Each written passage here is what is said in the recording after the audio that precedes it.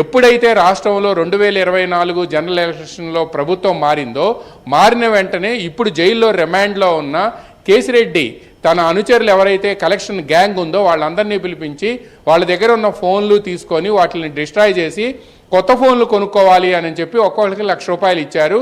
అయితే ఆ ఫోన్ నెంబర్లు తీసుకొని దానికి సంబంధించిన డేటా మొత్తాన్ని కూడా సిట్ రిట్రీవ్ చేసింది. ఒక ఫోన్లో వాళ్ళు అక్కడ తాడేపల్లి డెన్కు సంబంధించిన విజువల్ బయటకు వచ్చాయి.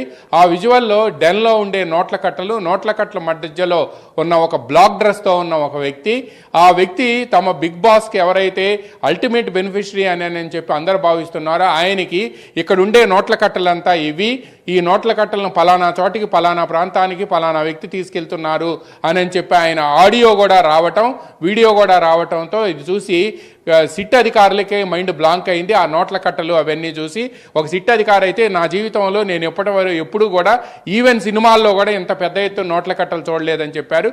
ఇటువంటి వీడియోలను కూడా వాళ్ళు డేటాను రిట్రీవ్ చేసి ఈ వీడియోలన్నింటినీ కూడా చార్జ్ షీట్తో పొందుపరిచారు. పైగా వాటిని పెన్ డ్రైవ్లో తీసుకువెళ్ళి వాళ్ళందరూ కూడా ఇచ్చారు.